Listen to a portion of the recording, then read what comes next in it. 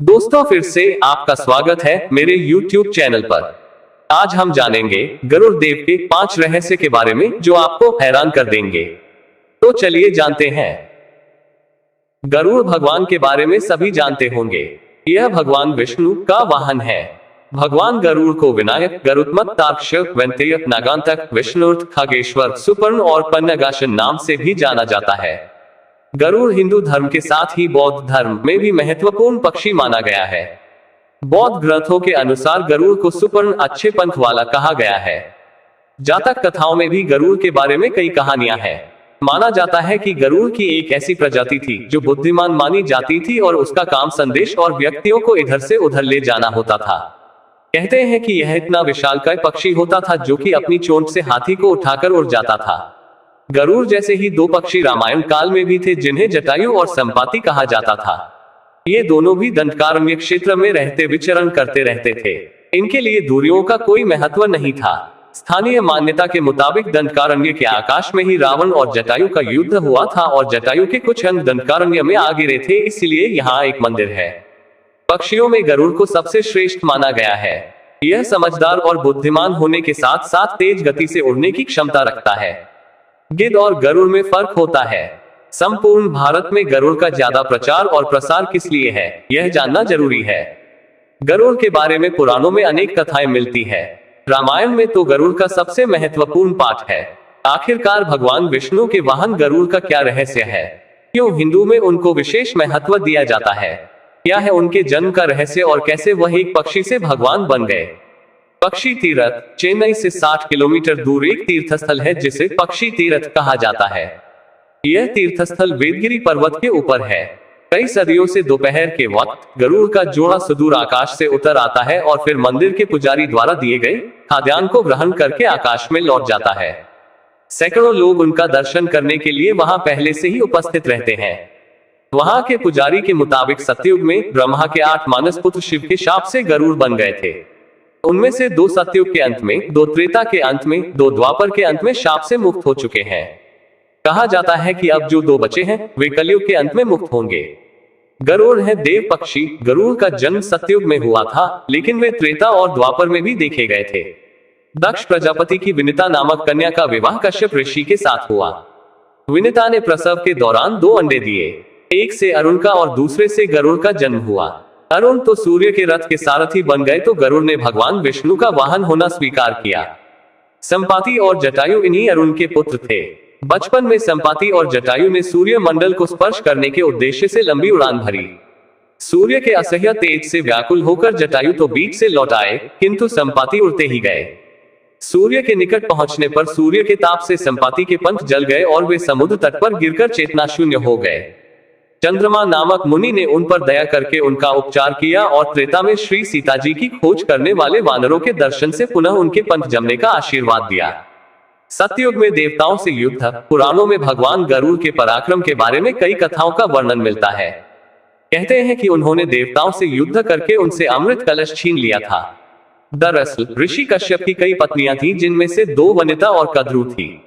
ये दोनों ही बहनें थीं जो एक दूसरे से ईर्ष्या रखती थी। दोनों के पुत्र नहीं थे तो पति कश्यप ने दोनों को पुत्र के लिए एक वरदान दे दिया। वनिता ने 2 बलशाली पुत्र मांगे, जबकि कद्रु ने 1000 सर्प पुत्र रूप में मांगे जो कि अंडे के रूप में जन्म लेने वाले थे। सर्प होने के कारण कद्रु के 1000 बेटे अंडे से उत्पन्न हुए और अपनी मां के कहे अनुसार काम करने लगे। दोनों बहनों में शर्त लग गई थी कि जिसके पुत्र बलशाली होंगे हारने वाले को उसकी दास्ता स्वीकार करनी होगी। इधर सर्प ने जो जन्म ले लिया था, लेकिन वनिता के अंडों से अभी कोई पुत्र नहीं निकला था। इसी जल्दबाजी में वनिता ने एक अंडे को पकने से पहले ही फोड़ दिया। अंडे से अर्धविकसित बच्चा निकला, जिसका ऊपर का शरीर तो इंसानों जैसा था लेकिन नीचे का शरीर अर्धपक्व था। इसका नाम अरुण था। अरुण ने अपनी मां से कहा कि पिता के कहने के बाद भी आपने धैर्य खो दिया और मेरे शरीर का विस्तार नहीं होने दिया, इसलिए मैं आपको श्राप देता हूं कि आपको अपना जीवन एक सेवक के तौर पर बिताना होगा। अगर दूसरे अंडे में से निकला उनका पुत्र उन्हें इस श्राप से मुक्त न करवा सका तो वह आजीवन दासी बनकर रहेंगी। भय से विनिता ने दूसरा अंडा नहीं फोड़ा और पुत्र के शाप देने के कारण शर्त हार गई और अपनी छोटी बहन की दासी बनकर रहने लगी। बहुत लंबे काल के बाद दूसरा अंडा फूटा और उसमें से विशालकाय गरुड़ निकाला, जिसका मुख पक्षी की तरह और बाकी शरीर इंसानों की तरह था। हालांकि उनकी पसलियों से जुड़े उनके विशालकाय पंख भी थे। जब गरुड़ को यह पता चला कि उनकी माता तो उनकी ही बहन की दासी है और क्यों है यह भी पता चला, तो उन्होंने अपनी मौसी और सर्पों से इस दासत्व से मुक्ति के लिए उन्होंने शर्त पूछी। सर्पों ने विंता की दास्ता की मुक्ति के लिए अमृत मंथन ने निकला अमृत मांग। अमृत लेने के लिए गरुड़ स्वर्ग लोक की तरफ तुरंत निकल पड़े। देवताओं ने अमृत की सुरक्षा के लिए 3 चरणों की सुरक्षा कर रखी थी। पहले चरण में आग के बड़े पर्दे बिछा रखे थे, दूसरे में घातक हथियारों की आपस में घर्षण करती दीवार थी और अंत में 2 विषैले सर्पों का पहरा। वहां तक भी पहुंचाने से पहले देवताओं से मुकाबला करना था। गरुड़ सबसे भीड़ गए और देवताओं को बिखेर दिया। तब गरुड़ ने कई नदियों का जल मुख में ले पहले चरण की आग को बुझा दिया। अगले पथ में गरुड़ ने अपना रूप इतना छोटा कर लिया कि कोई भी हथियार उनका कुछ न बिगाड़ सका और सांपों को अपने दोनों पंजों में पकड़कर उन्होंने अपने मुंह से अमृत कलश उठा लिया और धरती की ओर चल पड़े। लेकिन तभी रास्ते में भगवान विष्णु प्रकट हुए और गरुड़ के मुंह में अमृत कलश होने के बाद भी उसके प्रति मन में लालच न होने से खुश होकर गरुड़ को वरदान दिया कि वो आजीवन अमर हो जाएंगे। तब गरुड़ ने भी भगवान को एक वरदान मांगने के लिए बोला तो भगवान ने उन्हें अपनी सवारी बनने का वरदान मांगा। इंद्र ने भी गरुड़ को वरदान दिया कि वो सांपों को भोजन रूप में खा सकेगा। इस पर गरुड़ ने भी अमृत सकुशल वापसी का वादा किया। अंत में गरुड़ ने सर्पों को अमृत सौंप दिया और भूमि पर रखकर कहा कि यह रहा अमृत कलश। मैंने यहाँ इसे लाने का अपना वादा पूरी किया और अब यह आपके सुपुर्द हुआ, लेकिन इसे पीने के आप सभी स्नान करें तो अच्छा होगा। जब वे सभी सर्प स्नान करने गए तभी वहां अचानक से भगवान इंद्र पहुंचे और अमृत कलश को वापस ले गए, लेकिन कुछ बूंदें भूमि पर गिर गई जो घास पर ठहर गई थी। सर्प उन बूंदों पर झपट पड़े लेकिन उनके हाथ कुछ न लगा। इस तरह गरुड़ की शर्त भी पूरी हो गई और सर्पों को अमृत भी नहीं मिला। त्रेता युग में जब रावण के पुत्र मेघनाथ ने श्रीराम से युद्ध करते हुए श्रीराम को नागपाश से बांध दिया था, तब देवर्षि नारद के कहने पर गरुड़ ने नागपाश के समस्त नागों को खाकर श्रीराम को नागपाश के बंधन से मुक्त कर दिया था। भगवान राम के इस तरह नागपाश में बंध जाने पर श्रीराम के भगवान होने पर गरुड़ को संदेह हो गया था। गरुड़ का संदेह दूर करने के लिए देवर्षि नारद उन्हें ब्रह्मा जी के पास भेज देते हैं। ब्रह्मा जी उनको शंकर जी के पास भेज देते हैं। भगवान शंकर ने भी गरुड़ को उनका संदेह मिटाने के लिए काकभूषुंड जी नाम के एक कौवे के पास भेज दिया। अंत में काकभूषुंड जी ने राम के चरित्र की पवित्र कथा सुनाकर गरुड़ के संदेह को दूर किया। लोमश ऋषि के शाप के चलते काकभूषुंडी कौवा बन गए थे। लोमश ऋषि ने शाप से मुक्त होने के लिए उन्हें राम मंत्र और इच्छा मृत्यु का वरदान दिया। कौवे के रूप में ही उन्होंने अपना संपूर्ण जीवन व्यतीत किया। वाल्मीकि से पहले ही काकभूषुंडी ने रामायण गरुड़ को सुना दी थी। इससे पूर्व हनुमान जी ने संपूर्ण रामायण पाठ लिखकर समुद्र में फेंक दी थी।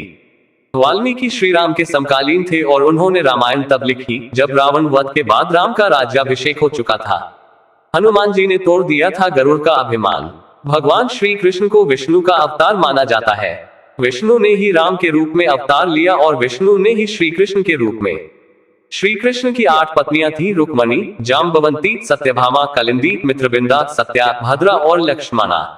इसमें से सत्यभामा को अपनी सुंदरता और महारानी होने का घमंड हो चला था, तो दूसरी ओर सुदर्शन चक्र खुद को सबसे शक्तिशाली समझता था और विष्णु वाहन गरुड़ को भी अपने सबसे तेज उड़ान भरने का घमंड था। एक दिन श्री कृष्ण अपनी द्वारिका में रानी सत्यभामा के साथ सिंहासन पर विराजमान थे और उनके निकट ही गरुड़ और सुदर्शन चक्र भी उनकी सेवा में विराजमान थे। बातों ही बातों में रानी सत्यभामा ने व्यंग्यपूर्ण लहजे में पूछा, हे प्रभु, आपने त्रेतायुग में राम के रूप में अवतार लिया था, सीता आपकी पत्नी थी, क्या वे मुझसे भी ज्यादा सुंदर थी? भगवान सत्यभामा की बातों का जवाब देते उससे पहले ही गरुड़ ने कहा, भगवान, क्या दुनिया में मुझसे भी ज्यादा तेज गति से कोई उड़ सकता है? तभी सुदर्शन से भी रहा नहीं गया और वह भी बोल उठा कि भगवान, मैंने बड़े बड़े युद्धों में आपको विजयश्री दिलवाई है, क्या संसार में मुझसे भी शक्तिशाली कोई है?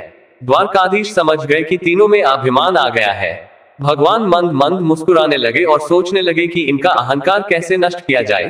तभी उनको एक युक्ति सूझी। भगवान मंद मंद मुस्कुरा रहे थे। वे जान रहे थे कि उनके इन तीनों भक्तों को अहंकार हो गया है और इनका अहंकार नष्ट होने का समय आ गया है। ऐसा सोचकर उन्होंने गरुड़ से कहा कि हे गरुड़, तुम हनुमान के पास जाओ और कहना कि भगवान राम माता सीता के साथ उनकी प्रतीक्षा कर रहे हैं। गरुड़ भगवान की आज्ञा लेकर हनुमान को लाने चले गए। इधर श्री कृष्ण ने सत्यभामा से कहा कि देवी, आप सीता के रूप में तैयार हो जाएं और स्वयं द्वारकाधीश ने राम का रूप धारण कर लिया। तब श्री कृष्ण ने सुदर्शन चक्र को आज्ञा देते हुए कहा कि तुम महल के प्रवेश द्वार पर पहरा दो और ध्यान रहे कि मेरी आज्ञा के बिना महल में कोई भी प्रवेश न करने पाए। सुदर्शन चक्र ने कहा, जो आज्ञा भगवान और भगवान की आज्ञा पाकर चक्र महल के प्रवेश द्वार पर तैनात हो गया। गरुड़ ने हनुमान के पास पहुंचकर कहा कि हे वानर श्रेष्ठ, भगवान राम माता सीता के साथ द्वारका में आपसे मिलने के लिए पधारे हैं। आपको बुला लाने की आज्ञा है। आप मेरे साथ चलिए, मैं आपको अपनी पीठ पर बैठाकर शीघ्र ही वहां ले जाऊंगा। हनुमान ने विनयपूर्वक गरुड़ से कहा, आप चलिए बंधु, मैं आता हूँ। गरुड़ ने सोचा, पता नहीं यह बूढ़ा वानर कब पहुंचेगा। खैर मुझे क्या, कभी भी पहुंचे, मेरा कार्य तो पूरा हो गया। मैं भगवान के पास चलता हूँ। यह सोचकर गरुड़ शीघ्रता से द्वारका की ओर उड़ चले।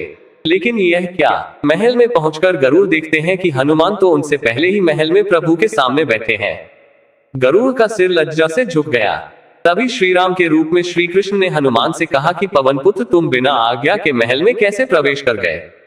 क्या तुम्हें किसी ने प्रवेश द्वार पर रोका नहीं? हनुमान ने हाथ जोड़ते हुए सिर झुकाकर अपने मुंह से सुदर्शन चक्र को निकालकर प्रभु के सामने रख दिया। हनुमान ने कहा कि प्रभु, आपसे मिलने से मुझे क्या कोई रोक सकता है? इस चक्र ने रोकने का तनिक प्रयास किया था, इसलिए इसे मुंह में रख मैं आपसे मिलने आ गया। मुझे क्षमा करें। भगवान मंद मंद मुस्कुराने लगे। अंत में हनुमान ने हाथ जोड़ते हुए श्री राम से प्रश्न किया, हे प्रभु, मैं आपको तो पहचानता हूँ, आप ही श्री कृष्ण के रूप में मेरे राम हैं, लेकिन आज आपने माता सीता के स्थान पर किस दासी को इतना सम्मान दे दिया कि वह आपके साथ सिंहासन पर विराजमान है। अब रानी सत्यभामा का अहंकार भंग होने की बारी थी। उन्हें सुंदरता का अहंकार था जो पल भर में चूर हो गया था। रानी सत्यभामा, सुदर्शन चक्र व गरुड़ तीनों का गर्व चूर चूर हो गया था। वे भगवान की लीला समझ रहे थे। तीनों की आंखों से आंसू बहने लगे और वे भगवान के चरणों में झुक गए। भगवान ने अपने भक्तों के अहंकार को अपने भक्त हनुमान द्वारा ही दूर किया। अद्भुत लीला है प्रभु की।